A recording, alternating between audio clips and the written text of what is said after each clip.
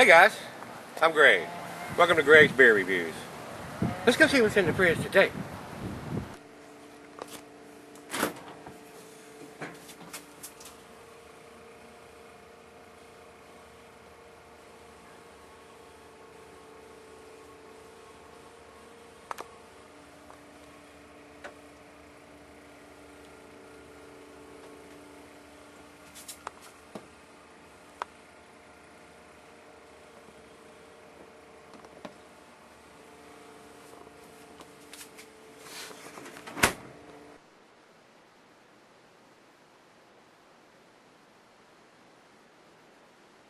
Hi everybody, thanks for stopping by Greg's Beer Reviews today. Today's beer is Prohibition from Speakeasy. Speakeasy Ales and Lagers. They're out of San Francisco, California.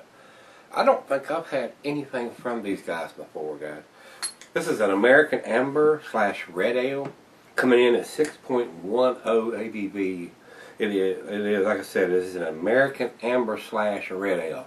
So a lot of times when they say that, you don't really know what you're going to get there now, because I've had some amber ales that aren't hoppy and some red ales that weren't very hoppy, and then I've had one they were very hoppy. So, from what I've read, I think this may be a little on the hoppier side. So you never know what you're going to get when you say American Amber / Red Ale.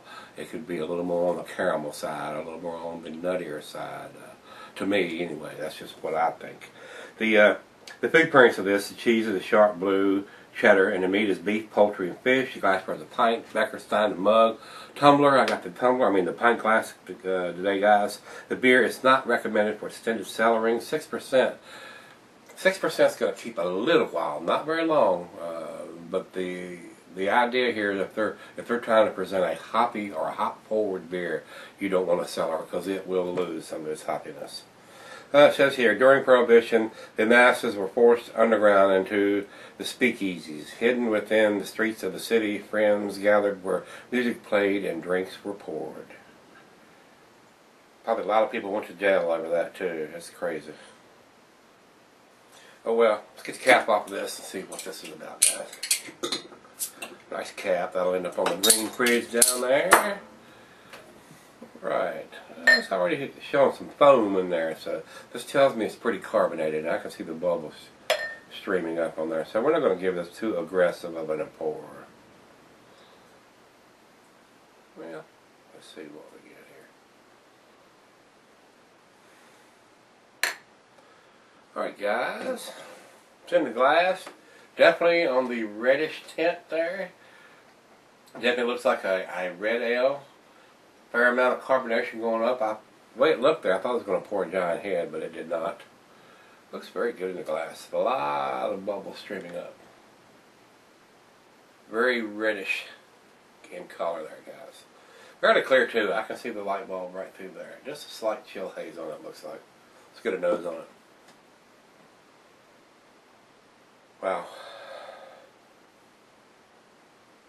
More, I don't know if it's supposed to be more hop. I am getting a hot presence there too, but I am getting a strong caramel malty backbone.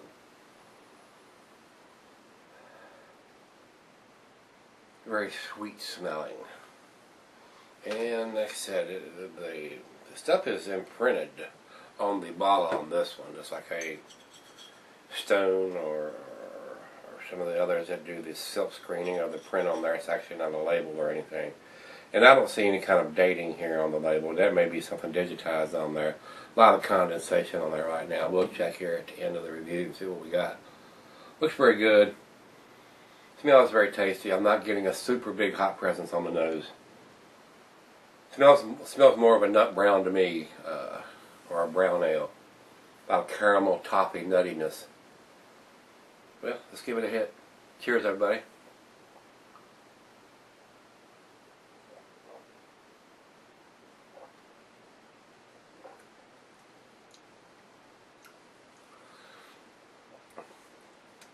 A little bit more hot presence in the taste, but I am getting a strong caramel.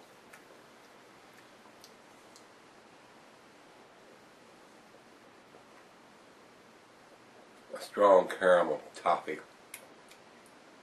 nuttiness. Slight citrusy taste on the hops. It's not a hop monster by any means. And I don't really think it's supposed to be, being an amber / red ale. It's not supposed to be a hop bomb.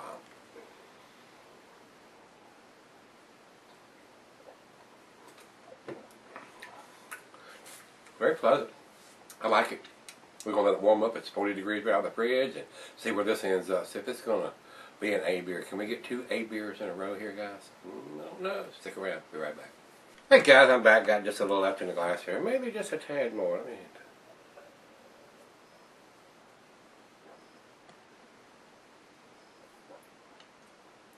This is a very pleasant beer. And I'm going to take a final chug before I start fussing.